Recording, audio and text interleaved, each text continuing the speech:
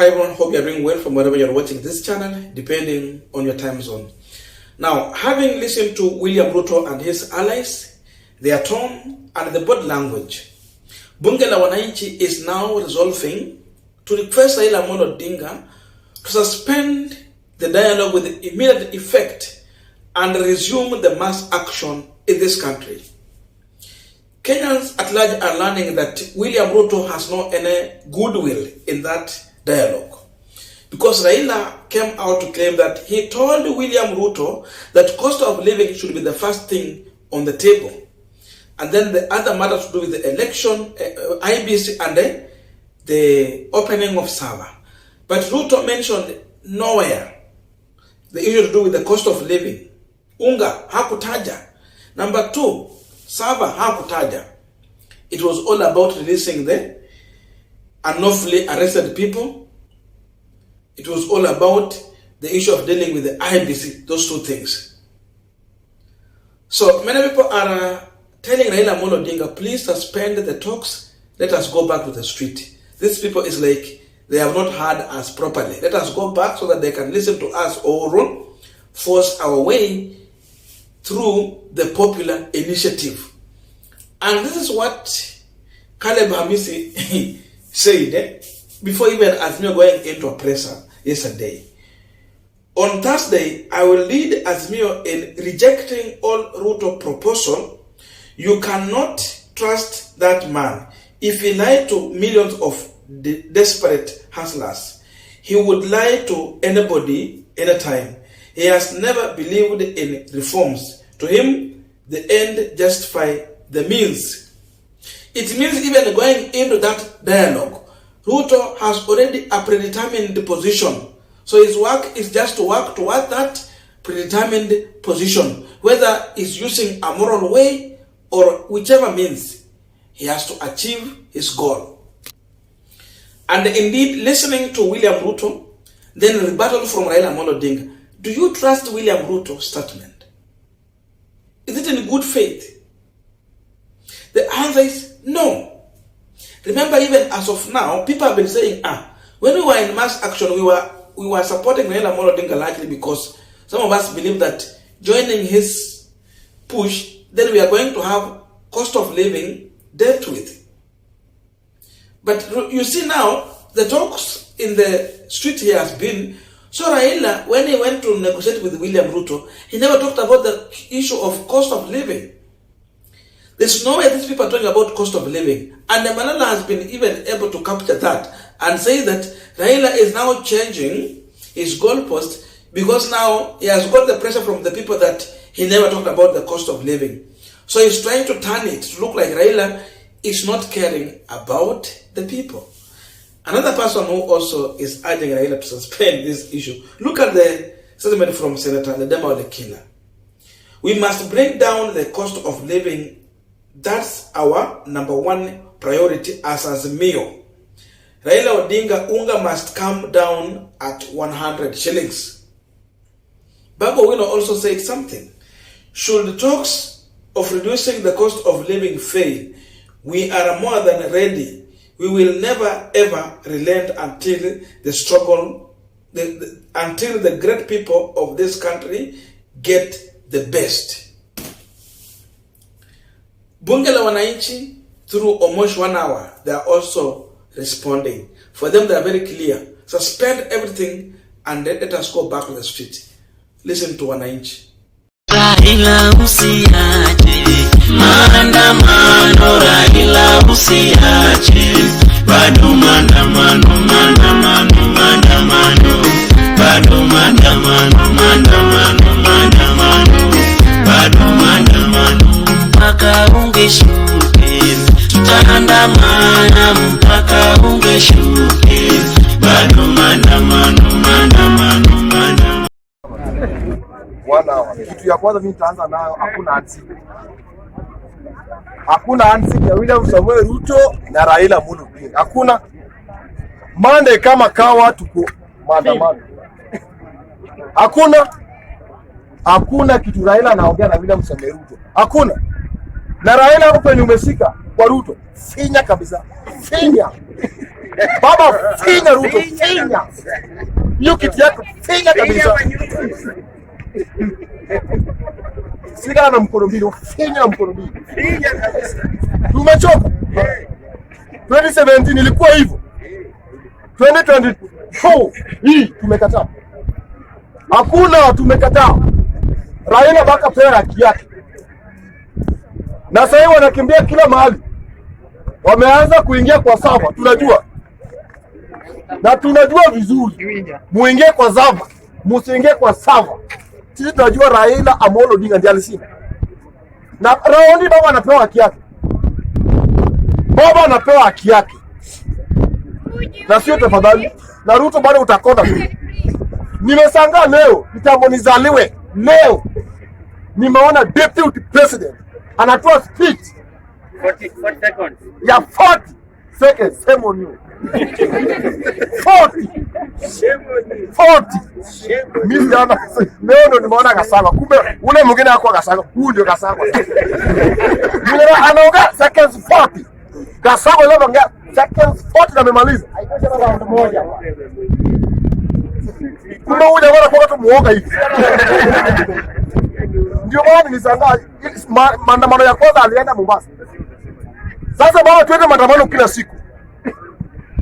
Aongee seconds moja, rudi kwa nyumba. Hata hana adabu. Naenda alikuwa anataka kuwa Raila Amolo Odinga. Na baba Ruto akikuja tena kwa mlango yako tupigie simu. Baba Ruto akikuja kwa mlango yako tupigie simu, tutakuja na maana kila kitu. Ukisikia tu tang kwa geti yako piga simu. Piga simu. Ama upige nduru, mwizi amekuja. Piga nduru. Wametoa watu 4, tumetoa watu 4. Na sisi timu yetu watu 4, babu wewe anaendelea mazoezi kila siku. Kwa mkono wako sawa, kwa mguu wako sawa. Sasa mimi naona kwa upande yangu ni 4 versus 4. Kama ni mbaya. Now we are going to continue the panel discussion, but just a quick request. For those who are watching and you are not subscribed, please consider subscribing. To our returning subscribers, I must say thank you so much. And again, to all our viewers, please give this video a thumbs up. I also want to recognize each and everyone who has joined this channel membership. Maybe tomorrow I'll be giving a shout out to all of you. But I just want to say thank you so much for joining the channel membership. Thank you so much for supporting us even with your resources. We are so grateful that you are a part of this great platform. May God bless you and keep on staying with us, please. Thank you so much, and back to our discussion. When Ruto was asked a question about cost of living, his response was, we have given fertilizer, so people will have to go and plant, they harvest, and the cost of living will definitely come down. That one is a long-term plan.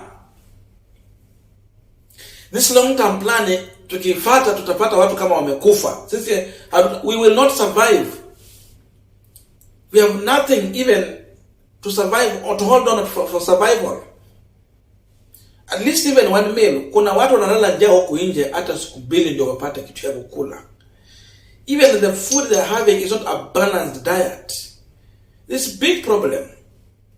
So people are learning that Ruto has not any goodwill to sort out the high cost of living. That was priority number 1 that was driving the mass action. So people's baraza have the baraza la wananchi is learning that Ruto has not any goodwill to sort out our problem.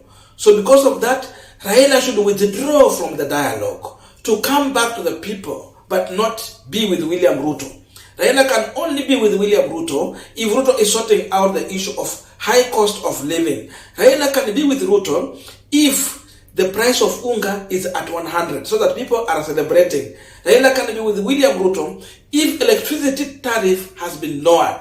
Raila can be with William Ruto if the cost of fuel is down, so that those who are traveling, they can enjoy. Those who are doing their business can enjoy. Rather than, even when you are transporting your goods, you know, the cost of transport is high. So it dictates the price. And the consumer is going to suffer. watu wanasema kama hiyo ndio njia, Raila must suspend the dialogue and come back to the people. Watu wako comfortable having Raila on their side if government is not working for them. And they are seeing the danger here. Because they will have no one to speak for them. They will have no one to pressure this government. They will have no one to deal decisively with these people so that they can understand people need food. People need affordable life. Because of that, Raila must come back to the people. So that's a clear message they are sending to William. This message, by the way, is not even for Raila. It's for William Ruto. Because Raila will have no option but to come back to the people. Because how do you break a deal when the first priority and the most important priority is not given a priority in that list? It should be a priority number one. Unga, electricity, fuel. Irudi chini. So Ruto is refusing to give it a priority. That's why the Bunge la Wananchi is saying, Baba, come back. Number two, server. These people were demonstrating because they wanted to force IBC to open the server. And I've been telling you one thing here, that the issue of opening server actually is in the hands of IBC. But then there are things that IBC cannot do here without the knowledge of the sitting president. We have information after the audit of the, you remember, you know, IBC election result normally is always audited. And after the audit, they can decide to release that result to the public. Na zinakuwa released according to constituencies. Up to now, no result. What is the reason here? It's very clear that once the auditor discovered that there was a mistake, and that mistake is so much huge, saying that it can cause insecurity in the country, then that information is always blocked and kept under classified information. I want to confirm to you, the 2022 election presidential result has been put under classified information. It can never be shared in public without the knowledge of the sitting president.